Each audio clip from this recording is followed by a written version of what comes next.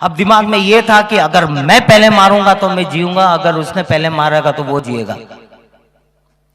इसी मैं बोला स्टैंड बाय गो बोला, और हम सीधा उसके सामने, मतलब 5 मीटर जहां पर ये कैमरा वाला है बस उसी वहां होगा, और मैं यहां था, उसके सामने उतरा। उतरते एक गोली फायर, फिर गोली बीचों बीच, और वो ढाब नीचे।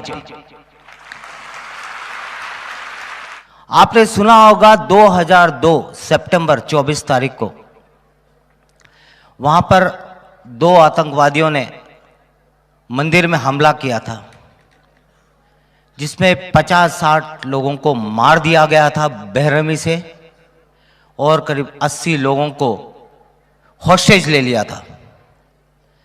उस वक्त मैं मेजर तुषार जोशी हुआ करता था, और मैं एनएसजी ब्लैक कैट कमांडोज में तैनात था। स्क्वाड्रन कमांडर था वहां पर 2 स्क्वाड्रन का, जो कि एक ब्लैक कैट कमांडो का एक स्क्वाड्रन होता है। उस दौरान तब मैं मानेसर हरियाणा में वहां पे पोस्टेड था। जब ये कांड हुआ उस वक्त हम लोग मानेसर में थे। मैं अपने कुछ शाम के परेड के बाद, जैसे आपके अभी ये शाम जो परेड होती है इस तरह की कुछ परेड थी हमारी, वो करके घर पहुंचा ही था। आते ही खबर मिली मेरे रेडियो सेट पे, मेरे फोन पे, तब तो मोबाइल नहीं होता था, कि इस तरह से कुछ अटैक हुआ है और आपने निकलना है। मैं अलर्ट स्क्वाड्रन कमांडर था। मैं जिस हालात में था उसी हालात में घर से निकला और सीधा पालम एयरपोर्ट दिल्ली के लिए रवाना हुआ। साथ में मेरी टुकड़ी जो थी वो भी अपने हमारी गाड़ियों में बैठ के एयरपोर्ट पे पहुंच गई। वहां पर हमारे लिए फौजी जो प्लेन होता है IL-76 वो तैयार था। हम उसमें बैठ के हम सीधा अहमदाबाद पहुंचे। अहमदाबाद पहुंचते ही वहां पर हमारे पास हमारे लिए पुलिस की गाड़ियां आ गई थी लेने के लिए, और हम तुरंत वहां से गांधीनगर अक्षरधाम पहुंचे। और हवाई जहाज के दौरान मैंने अपने कमांडोज को ब्रीफ किया। मैंने उनको सिर्फ ये बताया कि है ना, मुझे सिर्फ इतनी खबर मिली है कि यहां पर ऐसा ऐसा हुआ है, और मैंने टीवी ऑन किया था और टीवी में मैंने देखा है कि एक अक्षरधाम मंदिर, मुझे अक्षरधाम मंदिर भी पता नहीं था तब, एक अक्षरधाम मंदिर है गांधीनगर में, वहां पर आतंकवादियों ने हमला कर दिया है, और वहां और हॉस्टेज ले रखे हैं, बंधक बना रखे हैं, उनको हमने छुड़ाना है। ये तकरीबन शाम को 5 बजे की बात है, 24 सितंबर 2002 को। हम वहां से पहुंचे गांधीनगर, पहुंचते पहुंचते 10, साढ़े 10, 11 बज गए थे। वहां पहुंचने के बाद वहां पर जो ऑपरेशनल रिस्पॉन्सिबिलिटी होती है वो मुझे हैंडओवर कर दी गई। तब के आईजी थे मिस्टर चक्रवर्ती, उन्होंने मुझे ब्रीफ किया लास्ट में कहां पर उन्होंने आतंकवादियों को देखा। मैं आपको कुछ फोटोज दिखाऊंगा मेरे बताने के बाद, मेरी पूरी इसके बाद आपको बताऊंगा, तो आपको अपने आप ज्ञात हो जाएगा। उन्होंने मेरे को हैंडओवर करने के बाद उन्होंने ये बताया कि यहाँ पर पुलिस के कई 3-4 कमांडोज शहीद हो गए हैं, और आखिरी बार जब देखा था तो 15 मिनट पहले एक वहां पे जो ऊपर के जो परिक्रमा है उधर देखे गए थे। उसके बाद 15 मिनट से कोई फायरिंग आई नहीं है। मेरे लिए एक बहुत ही चैलेंज वाली बात थी कि अब मैं इतने बड़े मंदिर में ढूंढूं कहां। मुझे कोई आइडिया नहीं था मंदिर के बारे में, मुझे सिर्फ जो ब्लोअप और जो मॉडल था उस पर बताया गया था, बाकी मुझे कोई ज्ञात नहीं। मंदिर इतना बड़ा, खूब सारे रूम्स, अब किस रूम में है ये 2 आतंकवादी, किस में घुसे हैं कुछ पता नहीं। हम लोग अंदर घुसे। मैंने अपने पूरे टीम को छोटे छोटे स्क्वाड्स, हम लोग हिट्स बोलते थे, वो हिट्स में बांटा था, पहले से बटा होता है। उनको मैंने डिप्लॉय किया।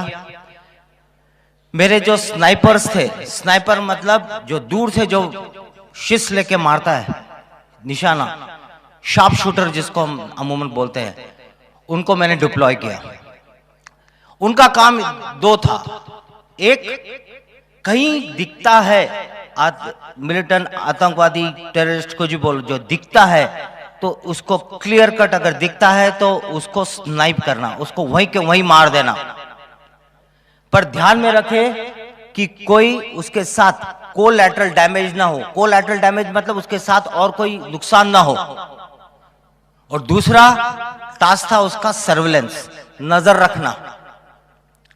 इनको मैंने मुनासिब जगह पे मैंने डिप्लॉय किया और मेरे हिट्स बाएं से और कुछ हिट्स दाहिने से ये सर्च करना शुरू किया। अब रूम में सर्च कैसे करें, हर रूम में तक घुसना मुश्किल था, मुश्किल नहीं मतलब पता नहीं था किस कमरे में है, तो हमें हर रूम में स्पेकुलेटिव फायर करना पड़ा। मतलब ऐसा फायर करके अंदर चेक करना पड़ा कि अगर हम फायर करेंगे तो मिलिटेंट पक्का उल्टा फायर करेगा हम पर, और इससे पता लग जाएगा कि उनकी लोकेशन आइडेंटिफाई हो जाएगी। तो इस तरह से हमने एक एक रूम चेक करना शुरू किया। आप अगर अक्षरधाम मंदिर में गए होंगे तो आपने देखा होगा दाहिनी तरफ एक हॉल है, ऑडिटोरियम जिसमें पिक्चर दिखाते हैं, और उसके बाजू में एक टॉयलेट है। आप अगली बार कब जाओगे तब ध्यान रखना मेरी बात। जब अंदर घुसते हैं दाहिनी तरफ के फ्लैंक में एक ऑडिटोरियम है जहां पर पिक्चर दिखाई जाती है स्वामी नारायण जी के ऊपर, उसके बाजू में एक टॉयलेट है। जब सर्च कर रहे थे तो सर्च करते करते जब वो टॉयलेट के अंदर मेरी एक फर्स्ट और सेकंड मैन की एंट्री हुई, फायर करते करते अंदर से रिटर्न रिटेलिटरी फायर आया। फायर आते ही समझ गए कि अभी इसमें है। अंदर जब उन्होंने अंदर फ्लैश बैंग डाला, फ्लैश बैंग यानी एक ग्रेनेड होता है जिससे अंदर डालते ही वो खूब लाइट करता है, जिससे आंखें धुंधली अंधकार छा जाता है, और उसी का फायदा लेकर हमारे कमांडोस मारते हैं। जब ये किया तभी मेरे रेडियो सेट पे मैसेज आया कि ये मिलिटेंट जो टॉयलेट में छुपा था वो बाहर के दरवाजे से मंदिर की बाहर की तरफ निकल गया है, क्योंकि जो बाथरूम था एक तो अंदर की तरफ से दरवाजा था, एक बाहर के दरवाजे से था, एक बाहर की तरफ दरवाजा था जो सफाई वगैरह के लिए इस्तेमाल किया जाता था, वहां से वो बाहर निकल गया था। पर बाहर मेरा कॉर्डन था, जिन्होंने कॉर्डन मतलब जो घेरा लगाता है, वो जो कॉर्डन था उन्होंने उसको पिन डाउन कर दिया था, और वहां पर बैटल लड़ाई चल रही थी उसके साथ।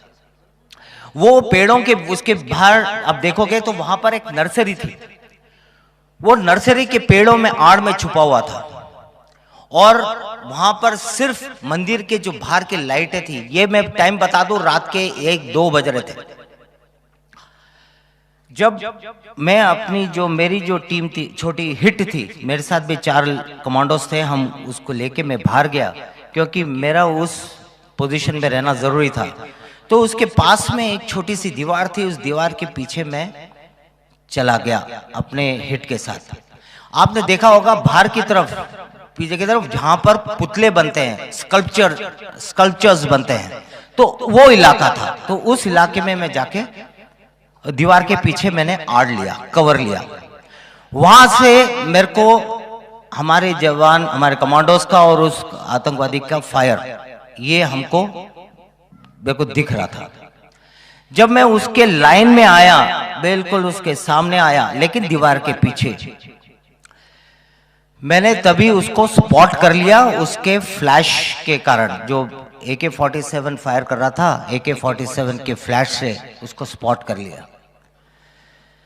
अभी सिर्फ ये था कि बाकी इस बीच फायर करते करते मेरे एक JCO साहब, उनको गोली लगी और वो उनको इवैक्यूएट करना पड़ा, क्योंकि मिलिटेंट था, वो आतंकवादी था, उसका तो कोई निशान नहीं, वो तो बस अंधाधुंध फायर कर रहा था, जहां पर आवाज आई वहां फायर करता जा रहा था। उसमें मेरे एक JCO साहब थे, उनको गोली लग गई, उनको इवैक्यूएट कर दिया गया।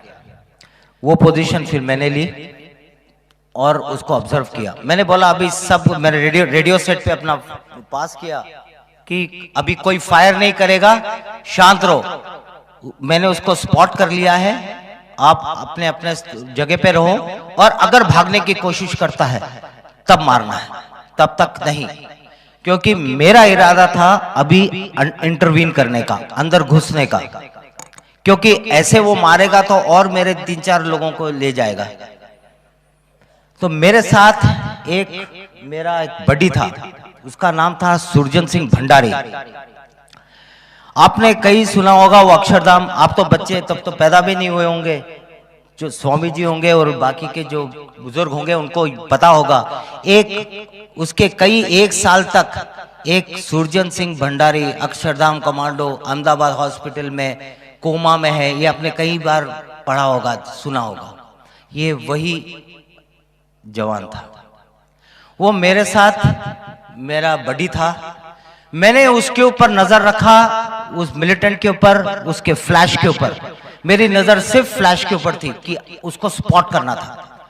मैंने सुरजन सिंह को बोला, बेटे वो मुझे दिख गया है और अभी हमने दीवार को कूदना है। दीवार इतनी छोटी थी, 3-4 फुट की दीवार थी, और इसके ऊपर ऐसे स्पाइक्स, ऐसे पोल लगे थे और इसके ऊपर लाइटें थी। मैं यहाँ पर एनवीडी से, नाइट विजन डिवाइस से भी नहीं देख सकता था, क्योंकि वो लाइट का जब नाइट विजन डिवाइस पे पड़ता है तो वो इफेक्टिव नहीं होता है। मुझे ये थोड़ा सा प्रॉब्लम आ रही थी, क्योंकि उसको हम लोग दिख रहे थे, क्योंकि हमारे पीछे सिटी की लाइट्स थी, मंदिर की लाइट्स थी, इसलिए हमारे सर उसको दिख रहे थे। तो मेरा उठना भी खतरे से खाली नहीं था, पर मारना जरूरी था। मैंने सुरजन को बोला, बेटे मैंने उसको देख लिया है, मैं स्टैंड बाय गो बोलूंगा, उसमें हम लोग ग्रेनेड फेंकेंगे, उस ग्रेनेड के ब्लास्ट के साथ हम उठेंगे और हमारे पास जो MP5 वेपन था हम उसको फायर करेंगे, जिससे उसको एक्शन रिएक्ट करने के लिए मौका ना मिले। हुआ वही, मैंने बोला स्टैंड बाय गो। हम खड़े हुए, हमने ग्रेनेड फेंका और हमने हमारे हथियार फायर किए, और उसी फायर में उसने उल्टा फायर किया। ये तो बाद में पता लगा कि वो मरते मरते फायर कर रहा था, लेकिन उसने फायर किया और उस बस्ट में मेरे सुरजन सिंह भंडारी को के यहाँ पर ब्रेन स्टेम होता है या कुछ खास नस होती, उस पर लगी और वो भाग करके नीचे गिर गया। और उसी बर्स्ट में उसको यहां लगी और मुझे गर्दन पे लगी, यहां काट के चले गया।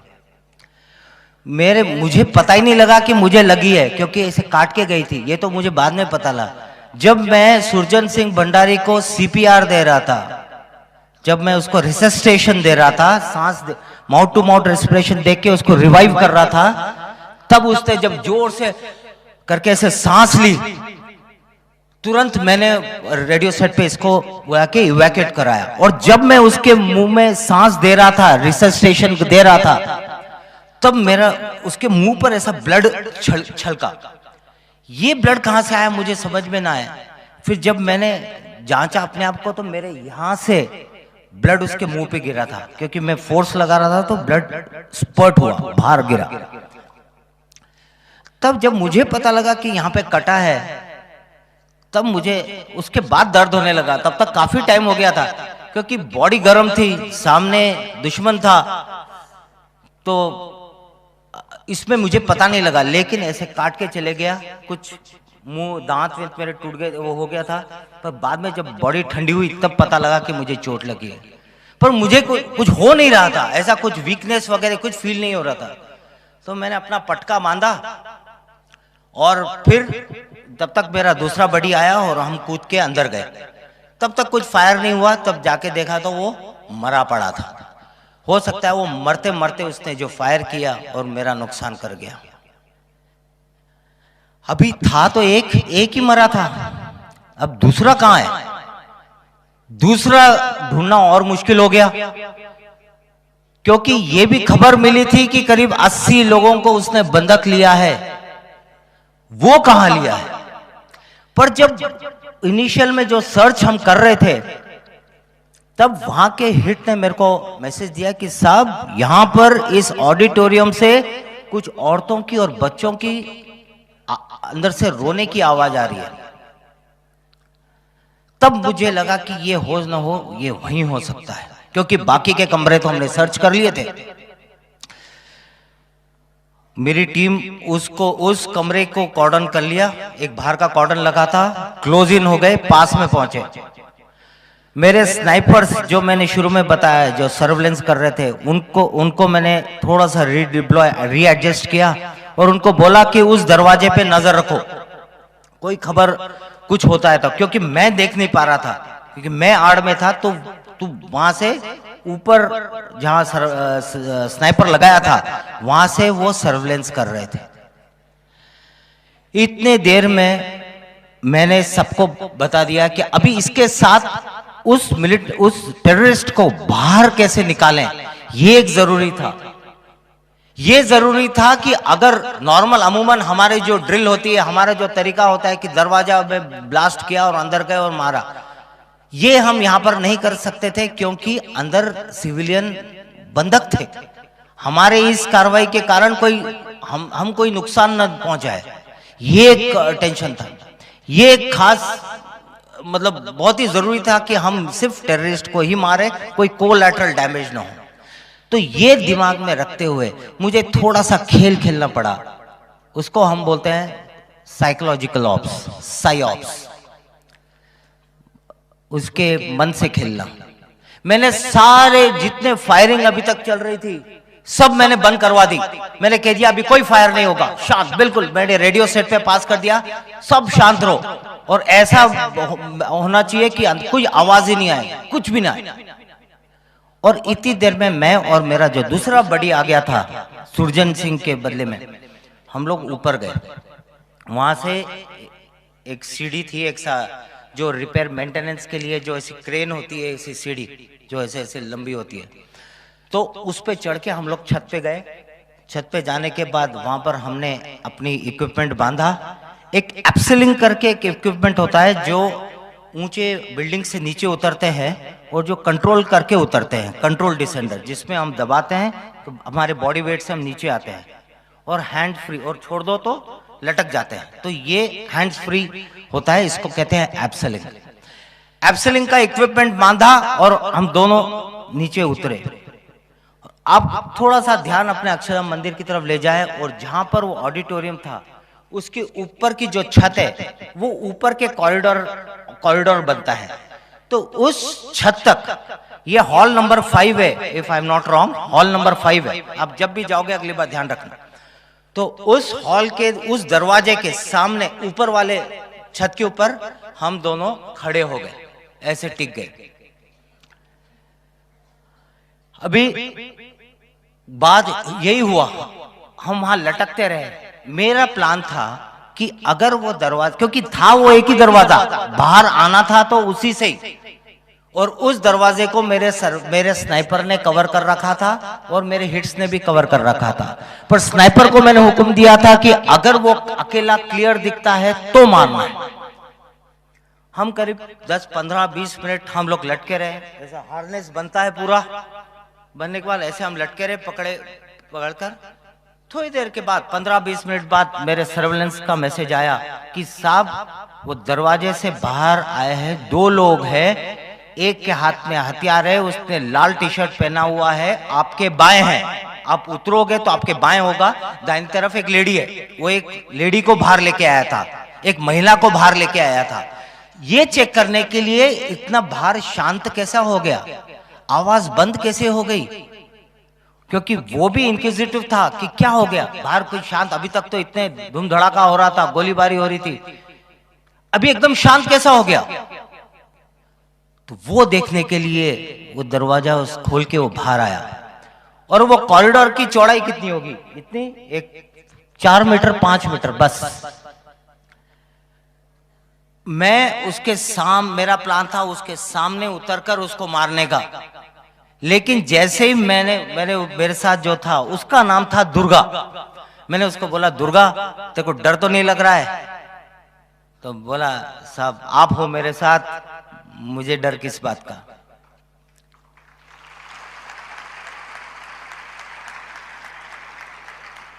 और वहीं बैठे बैठे हम लोग गप्पे लगा रहे हैं। क्या गप्पे लगा रहे हैं?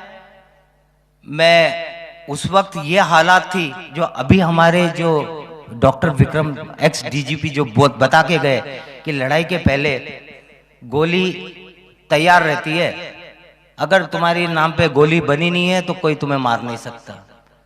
यही बात थी। मैंने दुर्गा को बोला, बेटे अभी हम उतर रहे हैं, डरना मत। अरे नहीं साहब, आप हो मेरे साथ, मुझे डर नहीं। लेकिन एक बात बताऊं, डर तो मुझे भी लग रहा था क्योंकि मैं इंसान हूं, लेकिन हमारी ट्रेनिंग ने यह बताया कि डर के आगे भी जीत है। डरते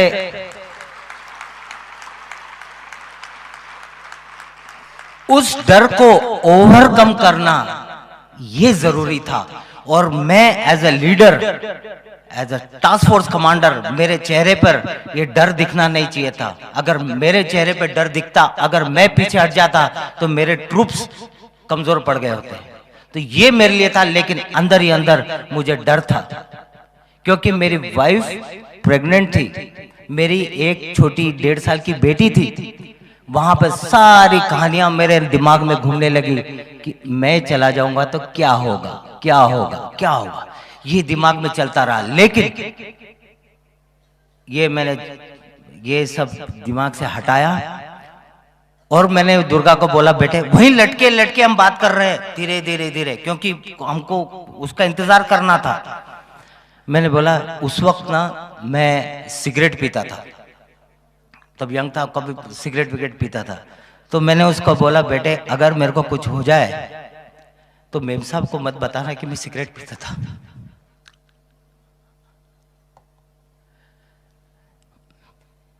उसको भी इस तरह से लगा कि साहब ऐसे क्यों बात कर रहे हो, कुछ नहीं होगा। अभी भी मैं वो बात सोचता हूं तो मेरे रोंगटे खड़े हो जाते हैं।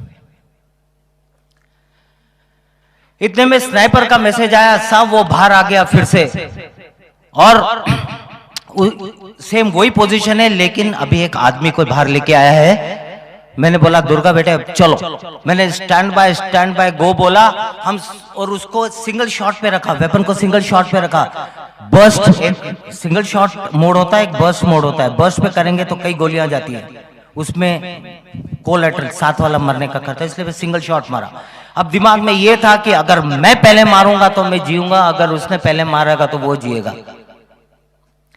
इसी मैं बोला स्टैंड बाय गो बोला, और हम सीधा उसके सामने, मतलब 5 मीटर जहां पर ये कैमरा वाला है, बस उसी वहां होगा, और मैं यहां था, उसके सामने उतरा। उतरती एक गोली फायर, इधर गोली बीचों बीच, और वो ढाब नीचे।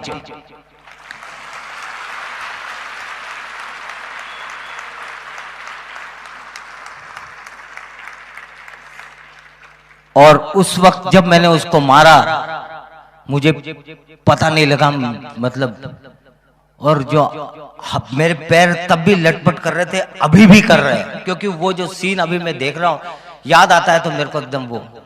और जैसे ही वो गिरा, मेरे बाकी के ट्रूप्स आए और उसकी बॉडी पकड़ के खींचे। वो तहीं के ऑन द स्पॉट मारा, मैं आपको फोटो दिखाऊंगा उसका। ऑन द स्पॉट उसको बाहर साइड में खींचा और वो लेडी को लेके आए। फिर अंदर दरवाजा खोल के अंदर गए तो अंदर 70-80 लोग, महिलाएं, बच्चे, छोटे बच्चे, और कितने करीब 5-6-8 घंटे से अंदर बंदे थे। छोटे छोटे बेबीज, दूध पीने वाले बच्चे, माताएं, मतलब वहां पे गंदगी हो चुकी थी, बूढ़े, मतलब इतना गंदा कर रखा। तो बेचारे करे तो क्या, वो हालात भी ऐसे थे। उन सबको हमने बाहर निकाला, बाहर तुरंत। ये सब तब हुआ जब ये मैंने अपना कपड़ा बांध रखा था, और लकीली मेरे को इतना कुछ हो नहीं रहा था। ये ऊपर वाले की मेहरबानी कि मेरे को उतनी ताकत थी आखिर तक।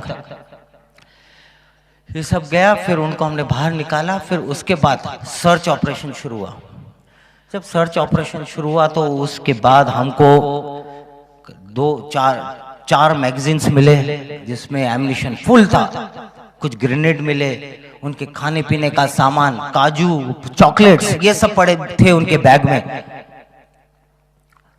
और जब ये दोनों बॉडीज को हमने, दोनों मिलिटेंट को रगड़ते हुए, खींचते हुए बाहर लेके आए, बाहर सारी पब्लिक खड़ी थी, क्योंकि और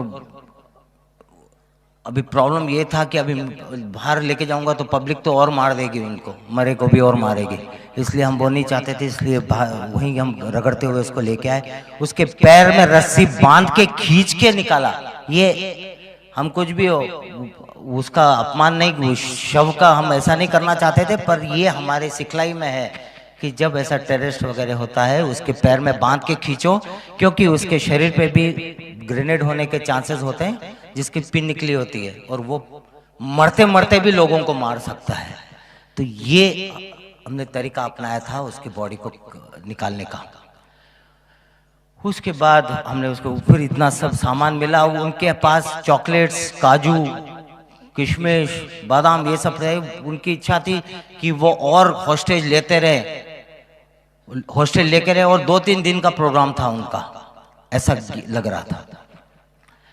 ये होने के बाद उस वक्त मैं एक जगह जाके बैठा और फिर वो आया, दुर्गा आया, साहब क्या हो गया?